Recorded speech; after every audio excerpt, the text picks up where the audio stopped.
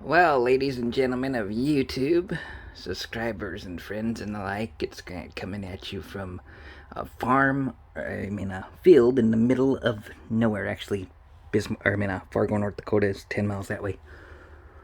But I have to do my post trip this evening before I shut her down for the night, so I thought I would give you the tour of the inside and outside of this.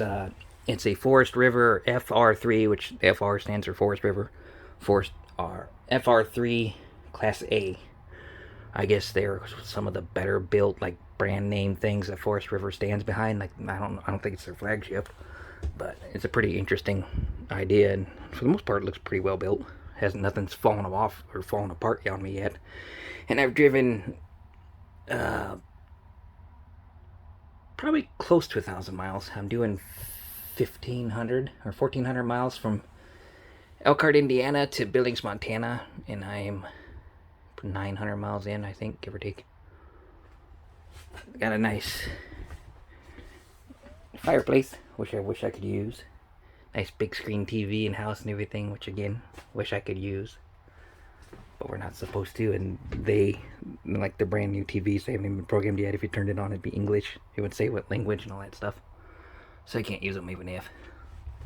I mean, you technically could use the stuff and then reset everything, but it seems like a lot of effort both ways, in my opinion, to do that. But this is I believe, a second bathroom in the back. I have not checked that, even though I probably should have crawled over the bed and checked it. I've gotten too lazy to do that. So I believe it's a 2-bath. Don't quote me on it. It could be a full closet back there too. I don't know. It could be a closet. I don't know. I'll have to look when I go out front and out back and show you. See if there's plumbing in the back underneath. That's your first bathroom anyway. It does have a sliding door here, which closes this off, and then it only takes the 2 slide downs, and you could sleep in here. I mean, look how dark it is back here, even with the full daylight. Well, not full daylight. It's about an hour till dark. But if you close this up, this is what I like. You can get this thing to damn near dark, and a little bit of like masking tape or whatnot to hold that shade to the thing. It'd be pitch black in here in the middle of the daytime. And they left enough room to where you have the full use of the bed, even with the slide in. You don't have the use on some of the closets, which I'll show you in a second. If I can find the door handle, here we go. Put the daylight on it. You don't have the use of some of the bottom parts of the closet, but you can still get this wardrobe if you made this your primary wardrobe, and then you can use the TV. And like I say, you can close this all off and sleep during the daytime. So I do like that part of the floor plan. Big door right there, regular door, which makes me think that's a bathroom. Again, but for one thing, see that counter there that goes behind that pillow? The way they built the slide, you can't really make use of that back bathroom, which isn't a big deal, because you have this bathroom right here anyway if you were living in this thing.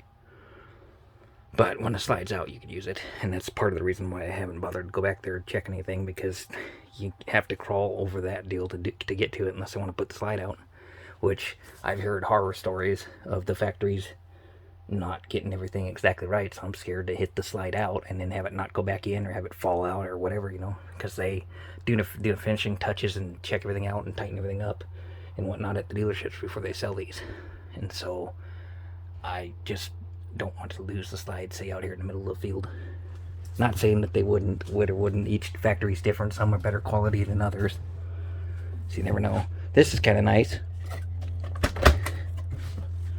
4-way fridge and freezer. It's kind of the first I've seen that, where you can open it up either in direction that way. Almost residential size. Big old range. Hard countertops instead of the plastic crap. I think they got the real stuff. Vent fan. Air conditioner in the back. So double twin air conditioners on this baby. Ducted, as you can see, also so that it spreads it evenly across. You can run 2 air conditioners on this. Of course, you'd have to be plugged in for that. You could maybe get away if you put enough solar on the top and change that out to the minimum air conditioner or something. You can maybe get away with running 1 air conditioner, but to run both, you'd have to have AC power.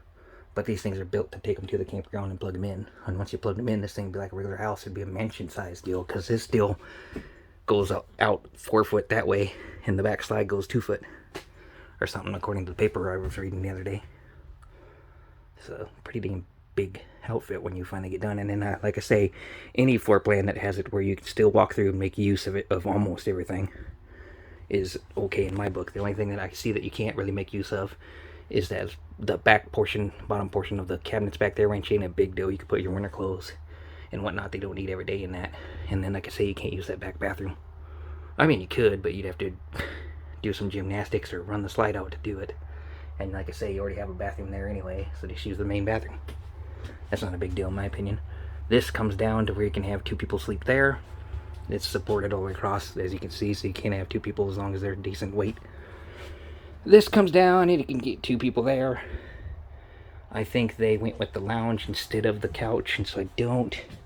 Yeah, those ones don't come out unless 2 people are willing to recline in a chair and sleep there, which possibly a possibility if you're going to take it like a family out here doing it. But like I say, with 4-foot slide out, you'd have plenty of space to put a mattress down on the floor. Interesting concept. I forget, Appleton or Mapleton or something like that is a little teeny tiny little factory town. It has these 2 factories. And I don't know, I think a 3rd industrial warehouse over on that side, and then this one. Just basically a bunch of factories popping up what used to be farmland. I'm parked on a public utility, which I'll show you in a sec.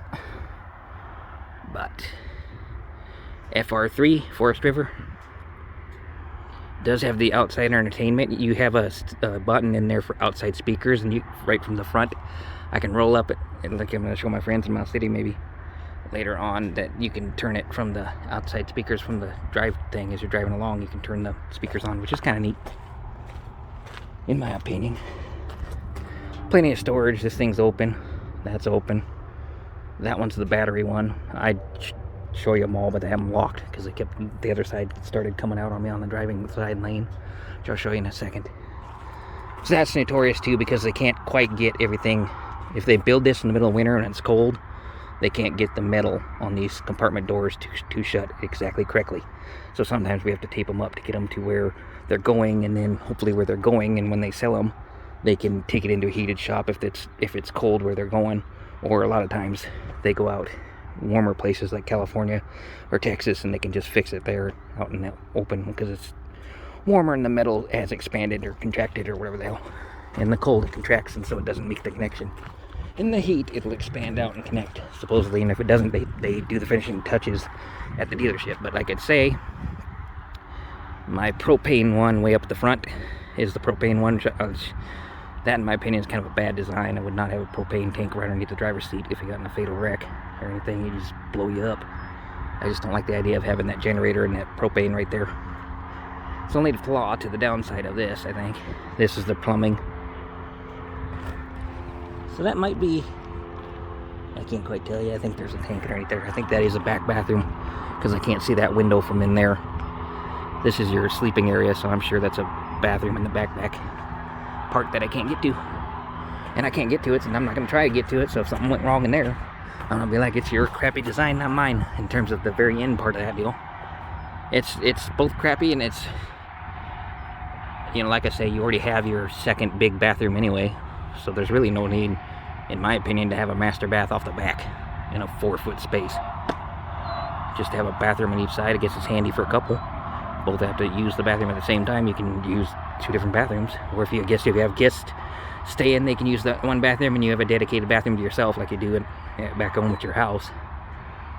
So, you know, but for me, I think it would be a waste of space, in my opinion, to drag another secondary bathroom. It is. On the other hand, it's nice because if you have plumbing problems in the one, you can hopefully use the other one until you can get the first one fixed. So at least duplication there is kind of nice, I guess, either which way. So the more I think about it, I'm 50-50 on whether that's a good idea or not. But in general, you're dragging around weight of 2 bathrooms. But it's, like I say, I'm more of a nomad, you know, I'd rather drive all the time, and this is built more to drive it where it's going to stay all summer, that kind of deal. And make it a nice summer home, and it would make an excellent summer home. Drive it out someplace, slip the slides out, and you'd have it made all summer long. This is your generator, propane generator, I believe, and propane tank. And like I say, the driver's seat's right there, propane tank and propane generator right there. To me, that's not the greatest of designs. They should have had that further back somehow. maybe in the middle further back though, that way if something happened up front, you don't have, you know, a propane explosion on top of everything else. But I guess probably for even weight distribution or something, they had to do it that way. I'm not exactly sure. I mean, I know there's a huge gas tank in the back, because this thing has 60-gallon tank. That's the one thing I noticed. The pumps let you go to $150 worth at a time, even at the truck stops, and then they shut it off, but you can run your cart again and keep filling it up, and that's what I did. And I ran $250 worth into that, and it was 60 gallons empty all the way to full the first time I filled it up.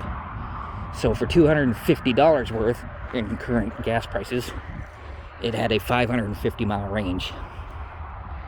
So if you want to take that into account, if you're looking at buying something like this, those are all the good and bad about it. It's not, I mean, it's built to move from A to B, but it's not really built to live in and drive every single day, unless you have a disposable income that affords that. I technically don't, but it is an interesting device. I mean, if you had the disposable income to make this a secondary, like, beach home or mountain home or whatever, you know, go someplace for 5 months at a time, this would be literally the shit to buy and pop the slides out, and you'd have plenty of storage all around. A very nice looking house on the inside, like I showed you. It's definitely a contender in that market if you're just going to take it from the dealership to a, you know, like a lake. Like, say you rent a spot on the lake, bring this camper out to the lake, and you'd be glamping out there in the lake in this thing. You know, for the stationary use of it, it's amazing. For the driving, you know, I mean, that's the best you can expect. 550-mile range, and it did the 550 miles. I was keeping track of it till I filled it up for $250 in nowadays gas prices. But again, gas prices fluctuate, so, you know, that's a video in itself. But as I was doing my post trip and as I was walking around for this video, I was also looking for any dents or scratches or anything new, especially up top if I came anywhere near any trees, which I haven't done today because it's, as you can see, a little bit hard to get right next to trees out here. But I always try to make a post trip at night, because if I've been driving all day, you're more bound to screw up in the evening as you're shutting it down, because you're tired from driving and whatnot. You don't notice as much, and so I always want to try to make a go around, and I do so in the morning too. That way, if anything came along at night while I was sleeping and somebody tried to key the rig or paint it or get into it or steal something and break a lock or something like that, I would notice it before I drive off of where I was at. And that way, if I do a good post trip and a good pre-trip before I leave in the morning, I know if something happened, it happened right there is where it happened, because it had to happen there because I didn't move from the night before. So that's why I always try to do a good post trip and then pre-trip, just in case. In some of those more sketchy spots, I try to park. That's just another reason why I'm out here in the middle of nowhere. I took the extra effort tonight to drive 10 miles away from Fargo, which could be somewhat sketchy, people being bored and whatnot, to just have traveling traffic. And as you can see, the other reason is because tonight, after these factories shut down, of course it's pretty quiet right now anyway, but tonight, after all this shuts down and they all go home, I will have no neighbors. I should have a nice quiet night. The only loud part will be that interstate that you can hear, I-94 right over there, but I'm used to the traffic noises. I can sleep like a baby next to the interstate. That doesn't bother me. But if I pulled by a neighborhood, so to speak, and dogs bark and everything, that bothers me. Cars stopping and going right next to me, or like peeling out and stuff like that, would bother me. So if somebody come cruising around that corner and squeal their tires or something, you know what I mean? It would bother me, just because my head would think, well, okay, somebody's having fun out there playing around. But when you're having fun, especially when you're having fun driving, you're not paying attention. And so they could be playing around, and then, is my rig in the way? Are they going to hit it coming around the corner? That kind of thing. That's why I backed up far enough that you'll see that I'm off of the pavement. I did that on purpose. 50-50 chance that I'm trespassing, but most likely I'm on a utility, because right there is your utility hookup for the factory electricity and whatnot. The power, the meter for it. They have to have the meter that far away from the factory for some reason. Probably in case they expand it and whatnot, they have to have it a certain distance from it. I'm not too worried about the meter, but this is the road access to it. Technically, that's some farmer's land right there, and obviously you can see the tractor tracks that they use this to go back and forth to that land. But it looks like it's been somewhat worked recently, so I don't think I'll be in somebody's way in the morning. If I am, they can wake me up and I move. Simple as that. Potentially you could park along this side street and I'd be more apt to do it in a smaller van, like a camper van, than I would in this rig, just because they have to come around you, and there's a little more chance that they're gonna, if I don't put the leveling jacks down, which this one's having a problem with the leveling jacks that I have to tell them about, so they can fix it. It's showing low voltage for not enough voltage on the battery, in the house battery, for the jacks to come down. But if I had the leveling jacks out, then we could maybe park on the side street, because then when somebody big enough, like a truck or whatever, comes by, it doesn't shake the whole rig. And that's the problem you have to deal with on side streets. But this side street right here, unless somebody's just screwing around at night, like I'm talking like midnight, 1 o'clock in the morning-ish time frame, unless they're just screwing around doing wheelies out here or something, there's no other real reason for someone else to come out here except for like a semi-truck or another camper trying to find a nice quiet place to sleep.